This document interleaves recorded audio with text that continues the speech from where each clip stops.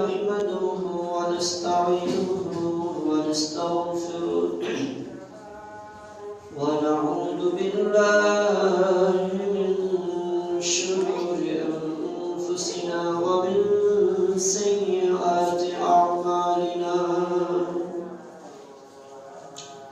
من يهده الله فلا مضل له ومن يضلل فلا هادي له ونشهد أن لا إله إلا الله وحده لا شريك له ونشهد أن سيدنا وحبيبنا وطبيب قلوبنا وطبيب ربنا محمدا عبده ورسوله أما بعد فأعوذ بالله من الشيطان الرجيم بسم الله الرحمن الرحيم اتل ما أوحي إليك من الكتاب وأقم الصلاة إن الصلاة تنهى عن الفحشاء والمنكر ولذكر الله أكبر والله يعلم ما تصنعون وقال رسول الله صلى الله عليه وسلم أول ما يحاسب به العبد يوم القيامة الصلاة فمن صلح سائر عمله ومن فسد سائر عمله أو كما قال عليه الصلاة والسلام سبحانك لا علم لنا إلا ما علمتنا إنك أنت العليم الحكيم اللهم صل على محمد وعلى آل محمد كما صليت على إبراهيم وعلى آل إبراهيم إنك حميد مجيد اللهم بارك على محمد وعلى آل محمد كما باركت على إبراهيم وعلى آل إبراهيم إنك حميد مجيد صلى الله عليه وسلم صلى الله عليه وسلم صلى الله عليه وسلم الحمد لله মহান রব্বুল আলামিনের দরবারে অন্তরস্থল থেকে অসংখ্য অগণিত শুকরিয়া জ্ঞাপন করছি যে মহান রব্বুল আলামিন আমাদেরকে অসংখ্য অগণিত নিয়ামত দিয়ে আমাদের জীবনকে পরিপূর্ণ করে রেখেছেন বিশেষত আজকে পবিত্র জুমার দিন জুমার নামাজ আদায়ের উদ্দেশ্যে মসজিদে আসার বসার তৌফিক দান করেছেন সকল নিয়ামতের শরণার্থে কালিমাতুশ শুকর আদায় করে বলে আলহামদুলিল্লাহ মুহতারাম হাজিরিন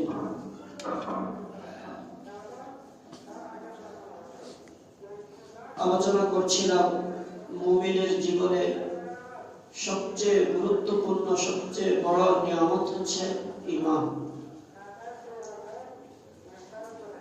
ঈমানের পরে আল্লাহ তাআলার কাছে আল্লাহকে আল্লাহ বলে স্বীকার করার মাধ্যমে, আল্লাহকে আল্লাহ বলে বিশ্বাস করার পর হযরত মুহাম্মদ সাল্লাল্লাহু আলাইহি ওয়াসাল্লামকে সর্বশেষ এবং সর্বশ্রেষ্ঠ নবী হিসেবে বিশ্বাস করার পর আমি যখন মুমিন হইলাম, মুমিন হওয়ার পর আল্লাহকে যে রব হিসেবে মেনে নিলাম, রব হিসেবে মেনে নেওয়ার পর আমার উপর সর্বপ্রথম মুমিন হওয়ার পর যেই হুকুম, যেই বিধান আমার উপর অবতীর্ণ হয়, ফরজ বিধান হিসেবে সাব্যস্ত হয়, সেই গুরুত্বপূর্ণ বিধানের নাম হচ্ছে নামাজ।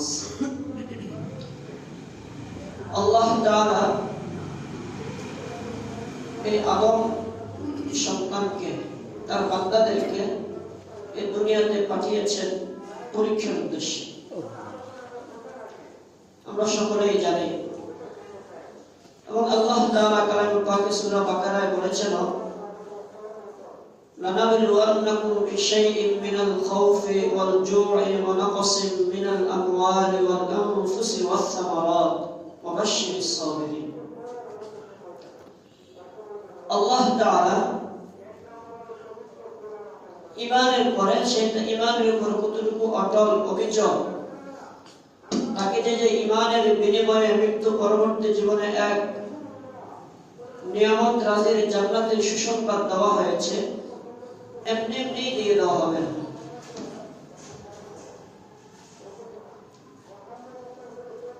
আল্লাহ তাআলা অন্য এক আয়াতে বলেন, আল্লাহ তাআলা আসমান জমিন জিন ইনসান কোনো কিছুই আল্লাহ তাআলা অনর্থক সৃষ্টি করেন নাই। অন্য আয়াতে আল্লাহ তাআলা বলেন, আয়াহসাবুল ইনসানু আন ইউতরাকা সুদা, যে মানুষ কি মনে করে তাকে সৃষ্টি করার পর এমনিতেই ছেড়ে দেওয়া হবে, সে নিজের মতো করে জীবন যাপন করবে আর মৃত্যুর পরে সে জান্নাতে চলে যাবে? না, এমনটা নয়। বরং আল্লাহ তাআলা তার মুখের স্বীকারোক্তির যে ঈমান, আল্লাহ তাআলাকে রব হিসেবে যে স্বীকার করে নিয়েছে, আল্লাহ তাআলা যা ফয়সালা করেন সকল ফয়সালার ক্ষেত্রে আল্লাহ তাআলার উপর সে রাজি এবং সন্তুষ্টি থাকবে বলে স্বীকারোক্তি দিয়েছে। এবং আল্লাহ তাআলা যত বড় পুরস্কার দিবেন, কোন পরীক্ষা নিরীক্ষা ছাড়াই এত বড় পুরস্কার আপনি আপনি পেয়ে যাবে না, এমনটা হয় না। আল্লাহ তাআলা এই যে আয়াতে বলেছেন, লানাবলুওয়ান্নাকুম ফি শাইইন মিনাল খাউফি ওয়াল জু', আমি তোমাদেরকে অবশ্যই পরীক্ষা করব। কিসের মাধ্যমে? যে উদাহরণস্বরূপ, ফর এক্সাম্পল, মিনাল খাউফ, ভয় ভীতির মাধ্যমে, নিরাপত্তাহীনতা, শত্রুর আক্রমণ, কাফের মুশরিকদের আক্রমণের ভয়, নিরাপত্তাহীনতার ভয়, নানা ধরনের বিভিন্ন ধরনের ভয়ের মাধ্যমে আল্লাহ তাআলা তোমাদেরকে পরীক্ষা করবেন। সেই ভয়ের সময় তুমি কাকে স্মরণ করো? ওয়াল জু', অভাব অনটনের মাধ্যমে আল্লাহ তাআলা পরীক্ষা করবেন, দারিদ্রতার মাধ্যমে আল্লাহ তাআলা পরীক্ষা করবেন। সেই দারিদ্রতার সময়, অভাব অনটনের সময় তুমি কার উপর ভরসা রাখো, কার দিকে তুমি অভিমুখী হও? কারণ আল্লাহ তাআলা তো বলেই দিয়েছেন, যে কোনো পরিস্থিতিতে ওয়াইদাস্তাআনতা ফাসতাইন বিল্লাহ, যদি কারো কাছে সাহায্য চাইতেই হয়, ফাসতাইন বিল্লাহ, আল্লাহর কাছেই চাও। তো আল্লাহ তাআলা তো বলে দিয়েছেন, বলার পরে আল্লাহ তাআলা অভাব অনটন দারিদ্রতা ইত্যাদির মাধ্যমে পরীক্ষা করবেন যে সেই সময় তুমি কার দিকে অভিমুখী হও। ওয়া নাকসিম মিনাল আমওয়াল, এবং পরীক্ষা করবেন সম্পদের এর মাধ্যমে, লসের মাধ্যমে, লোকসানের মাধ্যমে। সম্পদের লোকসান হবে, ব্যবসা করেছেন, হঠাৎ ধস পড়ে যাবে, সমস্ত টাকা লস, অনেক টাকা জমিয়েছে, ডাকাতি হয়ে যাবে, চুরি হয়ে যাবে। ফসল লাগিয়েছেন, বৃষ্টির মাধ্যমে, বন্যার মাধ্যমে সকল ফসল নষ্ট হয়ে যাবে ইত্যাদি মাধ্যমে আল্লাহ তাআলা মালের লোকসানের মাধ্যমে, মালের ক্ষতির মাধ্যমে তোমাদেরকে পরীক্ষা করো। দেখবেন সে সময় কার উপর ধৈর্য ধারণ করো, কার উপর ভরসা রাখো, কার ফয়সালার উপর তোমরা সন্তুষ্ট থাকো। ওয়া নাকসিম মিনাল আমওয়ালি ওয়াল আনফুস, এবং তোমাদের জানের ক্ষতির মাধ্যমে পরীক্ষা করবে। জানের ক্ষতি, তোমার নিকটবর্তী আত্মীয় যাকে তুমি অনেক ভালোবাসো সে ইন্তেকাল করবে, সে অ্যাক্সিডেন্ট করে অনেক বড় ক্ষতি হয়ে যাবে তার, তোমার আদরের সন্তান আল্লাহ তাআলা নিয়ে যাবেন, তোমার প্রিয় মা জননীকে আল্লাহ তাআলা নিয়ে যাবেন, তোমার পিতাকে আল্লাহ তাআলা নিয়ে যাবেন, যার বিয়োগ ব্যথা তুমি সহ্য করার মতো ক্ষমতা নাই এমন ব্যক্তিকে আল্লাহ তাআলা নিয়ে যাবেন, এর মাধ্যমে পরীক্ষা করবে। সে সময় তুমি ধৈর্য ধারণ করো কিনা, আল্লাহর ফয়সালার উপর সন্তুষ্ট থাকো কিনা। ওয়ানাকসিম মিনাল আমওয়ালি ওয়াল আনফুসি ওয়াস সামারাত, এবং ফল ফলাদি ফসল ক্ষেত খামার ইত্যাদির ক্ষতির মাধ্যমে আল্লাহ তাআলা তোমাদেরকে পরীক্ষা করবেন। এই সকল পরীক্ষার পরে কেন পরীক্ষা করবেন আল্লাহ তাআলা যাচাই করবেন, এবং এই সকল পরীক্ষা করব এই কথা বলে আল্লাহ তাআলা বলে দিচ্ছেন ওয়াবাশশিরিস সাবিরিন, ধৈর্যশীল যারা হবেন তাদেরকে আগে আগে সুসংবাদ দিয়ে দাও। আল্লাহ তাআলা বলে দিচ্ছেন হে নবী আমি আমার উম্মতদেরকে আপনার উম্মতদেরকে এভাবে এভাবে পরীক্ষা করব, বাকি আগাম সুসংবাদ দিয়ে দেন তাদেরকে as-সাবিরিন, যারা ধৈর্যশীল হবে এই সকল পরিস্থিতিতে আল্লাহ তাআলার ফয়সালার উপর সন্তুষ্ট থাকবে তাদেরকে। তো এই আয়াত তেলাওয়াত করলাম এজন্য যে আল্লাহ তাআলা আমাদেরকে মানুষ হিসেবে সৃষ্টি করার পর আল্লাহ তাআলার একটা অভিপ্রায় পুরা 50 বছর 60 বছরের যতটুকু হায়াতের এই জিন্দেগি আমাদের হয়ে থাকে, পুরা হায়াতের জিন্দেগিটাকে আল্লাহ তাআলা একটা পরীক্ষার হল হিসেবে নির্ধারণ করেছে। প্রতি মুহূর্তে মুহূর্তে একদিন এক মাস বছরের পর বছর বিভিন্ন ভাবে পরীক্ষা আসবে, বিভিন্ন ধরনের পরিস্থিতি সামনে আসবে। এমন না এক বিপদ কেটে গেছে আর কোনো পরীক্ষা আসবে না, আর কোনো বিপদ আসবে না। আজকে আপনি খুশি তো কালকে কান্নার জন্য অপেক্ষা করতে হবে। আজকে আপনি একটা ভালো অর্জন করেছেন, সফলতা আসছে তো পরবর্তী দিন একটা ব্যর্থতার জন্য অপেক্ষা করতে হবে। এভাবে আল্লাহ তাআলা বান্দাদের জীবনকে সাজিয়েছেন, তাকদীর এভাবেই লিখে রেখেছেন। তো আলোচনা করছিলাম নামাজের বিষয়। নামাজের আলোচনায় একটা এই জন্য টানলাম, আমাদের জীবনকে আল্লাহ তাআলা পরীক্ষা দ্বারা ভরে রেখেছেন। প্রতিদিন নতুন নতুন বিপদ আসবে, অর্থের লোকসান আসবে, জানের লোকসান আসবে, সন্তানের অসুস্থতা আসবে, পিতামাতার অসুস্থতা আসবে, অভাব অনটন দেখা দিবে, কাজ নাই, হাতে টাকা নাই, ঋণ দেখা দিবে, অনেক ধরনের পরিস্থিতির সামনে আসবে। আল্লাহ রাসূল সাল্লাল্লাহু আলাইহি ওয়াসাল্লামের জিন্দেগি ছিল আমাদের জন্য আদর্শ, এবং মুমিনের জন্য যে বললাম ঈমানের পরে সবচেয়ে গুরুত্বপূর্ণ যে আমলটা আল্লাহ তাআলা বাতলে দিয়েছেন নামাজ, এই নামাজ শুধুই কেবল আল্লাহ তাআলা ফরজ করেছেন এর আদায় করলে আমি জাহান্নাম থেকে মুক্তি পাবো আর জান্নাত পাবো, শুধু এতটুকু না, বরং দুনিয়াবি সকল ধরনের বিপদ আপদ থেকে মুক্তির একটা কেন্দ্র সেন্টার বানিয়েছেন আল্লাহ তাআলা এই নামাজকে। এই কথাটা বলার জন্য এই আয়াতটা টান দিয়েছি। আল্লাহ রাসূল সাল্লাল্লাহু আলাইহি ওয়াসাল্লামের জিন্দেগি ছিল আমাদের জন্য আদর্শ। আল্লাহ রাসূল মুমিনের বান্দাদের জন্য আল্লাহ তাআলা পরীক্ষা রেখেছেন। আল্লাহ রাসূলের জীবনে কোনো পরীক্ষা নাই বিষয়টা এমন নয়, বরং আল্লাহ রাসূলের পুরো জিন্দেগি তো নবুয়ত পাওয়ার পর থেকে যে পরীক্ষা শুরু হয়েছে, কষ্টের জিন্দেগি, বিপদ আপদের জিন্দেগি, পেরেশানির জিন্দেগি, অভাব অনটনের জিন্দেগিটা আল্লাহ রাসূলের কি পরিমাণ ছিল তা তার বলার অপেক্ষা রাখে না। তো এই সকল পরীক্ষার মধ্যে, সকল পেরেশানির মধ্যে, অভাব অনটনের মধ্যে, সকল বিপদ আপদের মধ্যে আল্লাহ রাসূল কি করতেন, যেটা আমাদের জন্য আদর্শ হয়ে থাকবে। আর আমাদেরও এই পরীক্ষার জিন্দেগিতে যখন আমরা পরীক্ষা করব তখন আমরা কি করব? আল্লাহ রাসূল সাল্লাল্লাহু আলাইহি ওয়াসাল্লামের ব্যাপারে আবু দাউদ শরীফে বর্ণিত, কানান নবী সাল্লাল্লাহু আলাইহি ওয়াসাল্লাম ইদা হাযাবাহু আমরুন সাল্লা।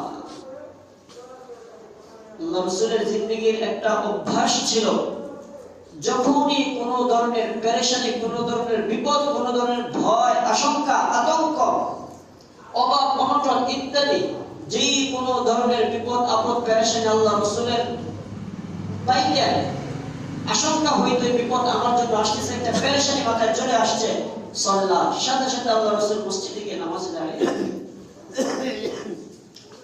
আল্লাহ রাসূল সাল্লাল্লাহু আলাইহি ওয়াসাল্লাম কি করতেন? যে কোনো ধরনের বিপদ আপদ শুনতেন, সাথে সাথে আল্লাহ রাসূল সাল্লাল্লাহু আলাইহি ওয়াসাল্লাম নামাজে দাঁড়িয়ে যেতেন। ইদা হাযাবাহু আমরুন সাল্লা, যখনই কোনো জিনিসে কোনো পেরেশানিতে পড়তেন নামাজে দাঁড়িয়ে যেতেন, 2 রাকাত নামাজ পড়তেন। সর্বপ্রথম যে কোনো ধরনের বিপদের সংবাদ শুনছেন তো আল্লাহ রাসূল নামাজে দাঁড়িয়ে 2 রাকাত নামাজ পড়তেন, দোয়া করতেন আল্লাহ তাআলা আল্লাহুম্মা আজিরনি ফি মুসিবাতি হাদিহি ওয়াখলুফ লি খায়রাম মিনহা। যদি পারে দোয়াটা শিখে নিব, যদি পারি দোয়াটা শিখে নিব।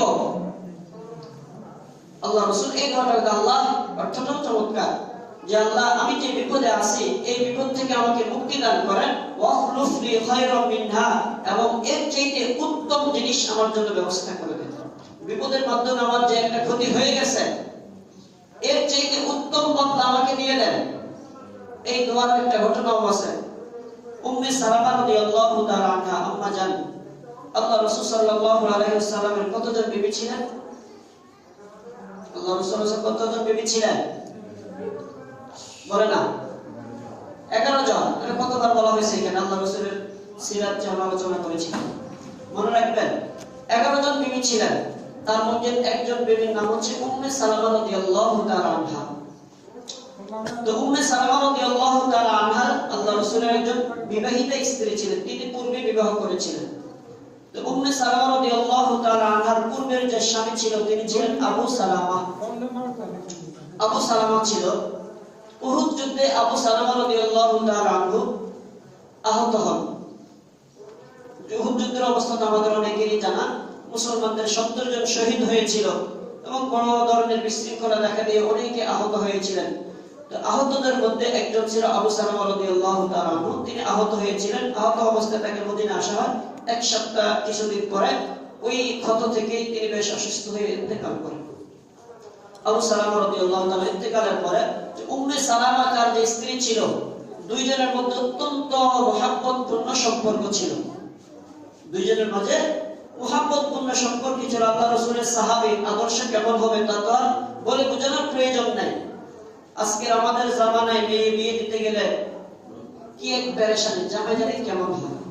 সবচেয়ে বড় পেরেশানির জায়গা মেয়ের পিতা মাতাদের এইটাই। এত আদরের মেয়ে যাকে কোনোদিন এটা ধমক দেই নাই, আমি অভাবে ছিলাম, মেয়েকে কোনোদিন অভাব বুঝতে দেই নাই।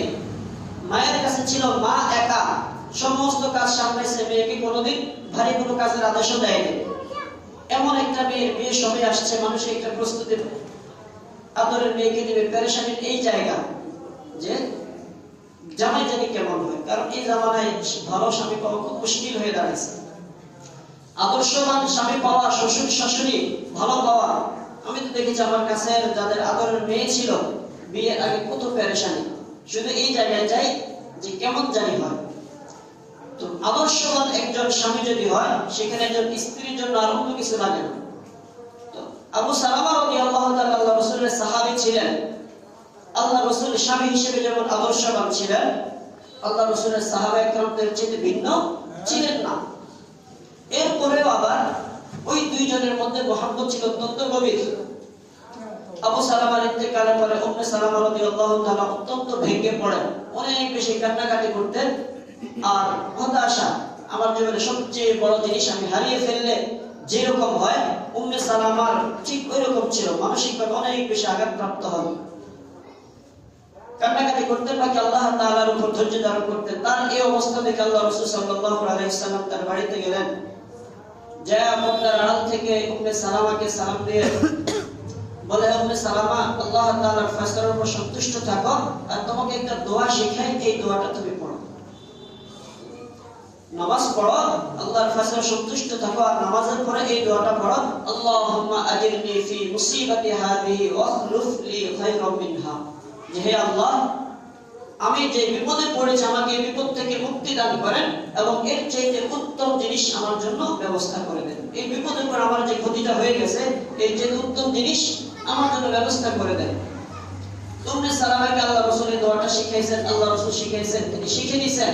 দোয়াটা পড়ে, নামাজের পরে পরে উম্মে সালামা দোয়াটা পড়তেন, কিন্তু পড়ার পরে মনে মনে ভাবতেন যে আল্লাহ রাসূল তো শিখিয়ে দিয়ে গেছেন, পড়তেছি। দোয়ার অর্থ কি? যে আমাকে এর চেয়ে উত্তম জিনিস ব্যবস্থা করে দেন। আর উম্মে সালামা মনে মনে ভাবতেন, আবু সালামার চাইতে ভালো মানুষটা আমি মদিনায় দেখি না। আমার স্বামীকে তো আমি দেখেছি, আল্লাহ রাসূল আমাকে দোয়া শিখিয়ে গেছেন যে আল্লাহ আমাকে এর চেয়ে উত্তম জিনিস ব্যবস্থা করে দেন। সেটা আল্লাহ রাসূল শিখিয়ে গেছেন, এই জন্যই না পড়ি।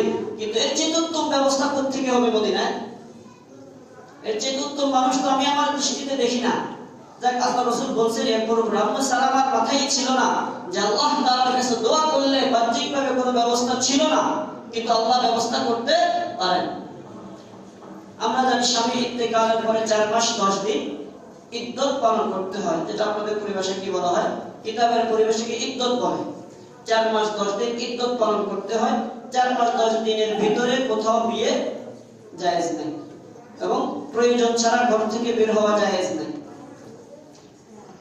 এবং কেউ অসুস্থ হলে দেখতে দেওয়াও জায়েজ নাই। এই 4 মাস 10 দিন একান্ত অসুস্থতা ছাড়া, হাসপাতাল আসা যাওয়া ছাড়া নিজের স্বামীর বাড়ি থেকে বের হওয়া জায়েজ নাই। এবং কোন তালাক প্রাপ্ত হইলে ইদ্দত কতদিন পালন করতে হয়? স্বামী মারা গেলে ইদ্দত পালন করতে হয় 4 মাস 10 দিন। এই 4 মাস 10 দিনের ভিতরে অন্য কোথাও বিবাহ জায়েজ নাই। বিবাহ হইলে বিবাহ সহিহ হবে না। আর যদি কেউ তালাক হয় তাহলে ইদ্দত পালন করতে হয় কয়দিন? আমরা অনেকে সেটাকে 90 দিন হিসেবে জানি। 90 দিনের ভিতরে অন্য কোথাও যদি কোনো স্ত্রী স্বামীর সাথে ডিভোর্স হয়ে যায়, তালাক হয়ে যায়, তাহলে আমাদের জানা অনুযায়ী 90 দিন কি করতে হয়? ইদ্দত পালন করতে হয়। 90 দিনের ভিতরে অন্য কোনো স্বামীর সাথে বিবাহ জায়েজ নেই। যদি আমাদের এই বিধানটা বহু মানুষের লঙ্ঘন হচ্ছে এবং এই 90 দিনের ভিতরে যদি বিবাহ করে, দুইজন সাক্ষী রেখে কাজী না বড় মুফতি সাহেব না বিবাহ পড়ায়, বিবাহ হবে? বিবাহ হবে না। সে তার সাথে গায়রে মাহরামের মতোই থেকে যাবে। স্বামী স্ত্রী সাব্যস্ত হবে না। স্বামী স্ত্রী হিসেবে থাকলে সেটা জিনার গুনাহ হবে। বিবাহ হয়ই নাই, বিবাহ হয়ই নাই। তো যদি আমরা 90 দিন বলি, কিন্তু 90 দিন মূলত 90 দিন না, সেটা হচ্ছে মেয়েদের যে একটা ন্যাচারাল পিরিয়ড হয়ে থাকে, 3 মিনিটস পার করতে হয়। 3 মিনিটস শেষ হইলে সেটা কারো কারো কোনো মহিলাদের 3 মাসের চেয়ে কম হইতে পারে, কোন মহিলাদের 3 মাসের চেয়ে বেশি হইতে পারে। আমরা কিতাবে পড়েছি এক মহিলার 18 মাসে তার ইদ্দত শেষ হয়েছে। কত মাসে? 18 মাসে তার 3 মিনিট শেষ হয়েছে। সুতরাং ওই মহিলার 18 মাস পূর্বে কোথাও বিবাহ জায়েজ ছিল না। 18 মাস পরে বিবাহ হতে হবে। এটা আমাদের তো ব্রিটিশ আইন, এজন্য 90 দিন নির্ধারণ করে দিয়েছে। সাধারণত প্রতি মাসে একটা করে পিরিয়ড হয় স্বাভাবিক ধারণা অনুযায়ী। কিন্তু আমরা যারা সচেতন, এরকম কোথাও যদি বিবাহ দিতে যাই, করতে যাই, কিংবা নিজেদের পরিবার কারো ডিভোর্স হয়, পরবর্তী বিবাহের আগে সচেতনতার সাথে জিজ্ঞেস করে না আমাদের 3 মিনিট পার হয়েছে কিনা। 90 দিন বলবো না, 3 মিনিট বলবো। আর পাশাপাশি এটাও আমাদের সমাজে আল্লাহ মাফ করুক, গজব এমনি এমনি আসে না। গজব এমনি এমনি আসে না। অহরহ ঘটনা ঘটতেছে। পূর্বের স্বামীর সাথে সম্পর্ক বহাল আছে, হঠাৎ করে আরেকজনের সাথে চলে যাচ্ছে, গিয়ে মাশাআল্লাহ কি সুন্দর বিবাহ, খবর আসছে সে অন্য জায়গায় বিবাহ করে নিছে, আপনারা বাড়ির বিবাহের সাথে ভেঙে নেন। এরপরে বিচারাচার হয়ে আগের স্বামীর সাথে সম্পর্ক ভাঙ্গি হয়, কিন্তু সে তার স্বামীর ঘরে, নতুন স্বামীর ঘরে। কোন স্বামীর ঘরে? যার সাথে তার একদিন আগে হয়তো বা তালাক দিছে, গিয়ে কাজে অফিসে বিয়ে করে সংসার করতেছে। আমরাও পারিবারিক ভাবে মেনে নিচ্ছি যে আগের স্বামীর সাথে তার ভালো লাগে না, মনোমালিন্যতা আছে, থাকবে না। অন্য স্বামীর সাথে তো বিয়ে তো হয়েছে। বিয়ে কি আসলে হয়েছে? খুব মনে রাখতে হবে যে কেউ যদি অন্য আগের স্বামীর সাথে ডিভোর্স হইতে পারে, তালাক হইতে পারে, শরীয়ত এখানে জায়েজ রাখছেন। যেভাবেই হোক, অপছন্দনীয় হলেও জায়েজ রাখছেন। তো ডিভোর্স হইতে হবে। ডিভোর্স পরবর্তী দ্বিতীয় স্বামীর সাথে বিবাহ হইতে হলে কমপক্ষে সর্বনিম্ন যেটা বললাম 3 মিনিট, যেটা আমাদের পরিভাষা 3 মাস পার হইতে হবে, তারপরে দ্বিতীয় বিবাহ জায়েজ হবে। 3 মাস পার হওয়ার আগে যদি দ্বিতীয় স্বামীর সাথে বিবাহ করে, যেটা বললাম 100 জন সাক্ষী রেখা মুফতি সাহেবের দ্বারাও যদি বিবাহ পড়ান, বিবাহ হবে না। তার স্বামী স্ত্রী হিসেবে যতদিন থাকবে ততদিন জিনার গুনাহ হবে। আর এভাবে যদি আমরা জেনে শুনে মেনে নেই, অনেক জানা আছে আমাদের সমাজে, আর আশপাশে তো বহু আছে, কারণ বহু ফোন আসে এই ধরনের মাসালা নিয়ে। অসংখ্য খুব বুঝায় যে গজব আসবে, গজব আসবে, অপেক্ষা করেন, চলে গেছেন, কি হয়েছে না হয়েছে সেটা ভিন্ন মাসালা। কিন্তু যার সাথে যাচ্ছেন তার সাথে বিবাহ হইতে হলে 3 মাস অপেক্ষা করতে হবে আপনাকে। তো এগুলো আমাদের সমাজ যদি ঘটে, মুরব্বী যারা আছেন, সমাজের দায়িত্বশীল যারা আছে, সমাজপতি যারা আছে, সচেতনতার সাথে নিজেদের পুরো সামগ্রিক গজব থেকে বাঁচার জন্য এই জাতীয় বিষয়গুলো যদি জানা থাকে, সেই আগের পূর্বের স্বামীর সাথে সম্পর্ক বিচ্ছেদের 3 মাস আগেই অন্য স্বামীর ঘরে চলে গেছে, তাহলে ওখানে সামাজিকভাবে বাধা দিতে হবে। কারণ গজব আসলে এই সমস্ত ক্ষেত্রে সামগ্রিক গজব আসবে। যেমন একটা ঘটনা বলে, আমাদের রাহমানিয়ার যে প্রধান মুফতি হিফজুর রহমান সাহেব হুজুর আমাদেরকে মাসালা কিতাব হেদায়া পড়াইতেন। তো হুজুর এক এলাকার ঘটনা শুনাইলেন। এক ছাত্র আয়েশা ওনাকে এক ঘটনা বলল যে আমাদের মহল্লায় এক ব্যক্তি প্রভাবশালী ধনী মানুষ, সে 5টা বিবাহ করছে। 5টা বিবাহ করছে এবং এট এ টাইম সে 5টা বউ নিয়ে থাকতেছে। একই সময়ে ভিন্ন ভিন্ন গাড়ি কইরা 5টা লোক একই সাথে রাখতেছেন, 5 সংসার সে একসাথে চালাচ্ছেন। সমাজের কিছু মানুষ জানাই আছে, মুসলমানদের জন্য একজন পুরুষের জন্য সর্বোচ্চ কয়টা স্ত্রী রাখা জায়েজ? 4টা। 4টার বেশি স্ত্রী রাখা জায়েজ নাই। 4টার পরে 5 নাম্বার বিবাহ করলে বিবাহ হবে না, বিবাহ হলেও সেই গুনাহ হারাম গুনাহই হবে। তখন ওই হুজুরকে জানানোর পর হুজুর বলল, যদি সমাজপতিরা কি করে, এলাকার সরকার মন্ত্রী নাই, কয়েকটি কিছু কিছু মানুষ কানা বসে করে সমালোচনা করে, কোনো ব্যবস্থা নেয় না। তখন হুজুর ওই ছাত্রের মাধ্যমে ওই এলাকার সরকার যে ছিল 2-1 সরকারের মোবাইল নাম্বার সংগ্রহ করে তাদেরকে ফোন করে জানাইছে, যদি আপনারা যদি সামাজিকভাবে 5 নাম্বার স্ত্রী না, যে কোনো 5 নাম্বার স্ত্রীকে অথবা যে কোনো একজন স্ত্রীর ছাড়াছাড়ি ব্যবস্থা না করেন, স্বাভাবিকভাবে সমাজে ওদেরকে বসবাস করতে, তাহলে সামাজিকভাবে গজব আসবে। হুজুর বিষয়টা ভালো করে বোঝানোর পরে তারপর এখানে ব্যবস্থা নেওয়া হয়েছে। তাহলে যেই গুনাহ হলো ব্যক্তি, কিন্তু এই গুনাহ তার শাস্তি ব্যক্তির উপর আসে।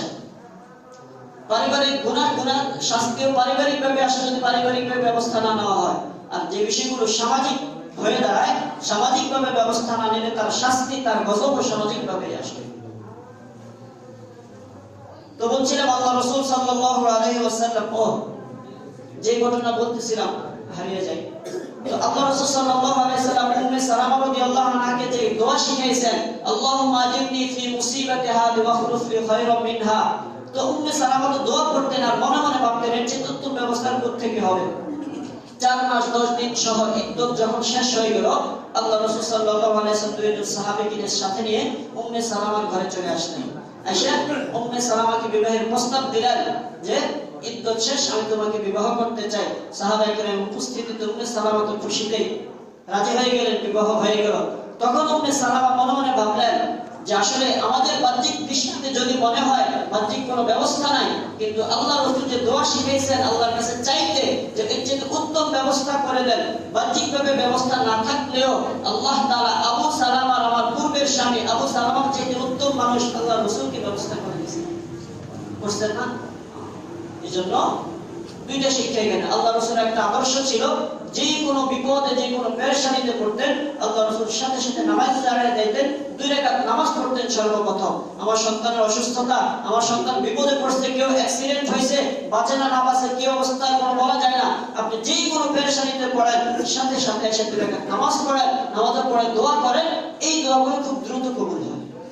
আপনি যে কোনো বিপদে পড়ছেন আর বিপদে পড়ার সাথে সাথে বিপদকে কেন্দ্র করে নামাজে দাঁড়িয়ে গেলে মসজিদে আসা লাগবে না, যেখানেই থাকেন জানাজাতে দাঁড়িয়ে 2 রাকাত নামাজ পড়েন, 2 রাকাত নামাজ পড়ে এরপরে ওই বিষয়টা নিয়ে দোয়া করেন, এই দোয়াগুলো খুব দ্রুত কবুল হয়। কারণ আল্লাহ তাআলা দেখতেছেন সে এই 2 রাকাত নামাজ সে পড়েছে। 5 ওয়াক্ত নামাজের পরে আমরা দোয়া করি না, এই দোয়াগুলো খুব আল্লাহ যে কবুল করবেন, সব দোয়াই কবুল হয়। এরপরও বলি যে হালকা পাতলা, কারণ নামাজ পড়ছে এই জন্য স্বাভাবিকভাবে সব বিষয়ে দোয়া করতেছি। নিছক আল্লাহর কাছে চাওয়ার জন্য আমি আসি নাই, নামাজ পড়ার জন্য আসছি। কিন্তু ওই 2 রাকাত নামাজ যেটা আপনি বিপদের পড়ার করে পড়ছেন, নিছক এখানে আল্লাহ তাআলার কাছে সাহায্য চাওয়ার জন্যই পড়েছেন। এই জন্য এগুলো খুব দ্রুত কবুল হয় এবং ওই বিপদ আপদ থেকে সহজে মুক্তি পাওয়া যায়। তাহলে আমরা যে কোনো বিপদ আপদে পড়লে সাথে সাথে 2 রাকাত নামাজ পড়বো, পাশাপাশি এই দোয়াটা যারা পারে যে কোনো বিপদের সময় এই দোয়াটা পড়তে থাকবো, আল্লাহুম্মা আজিরনি ফি মুসিবাতি হাদিহি ওয়া খুলুফ লি খায়রাম মিনহা। আল্লাহ তাআলা আমাদের আমল করার তৌফিক দান করেন। আমিন ওয়া আলহামদুলিল্লাহ।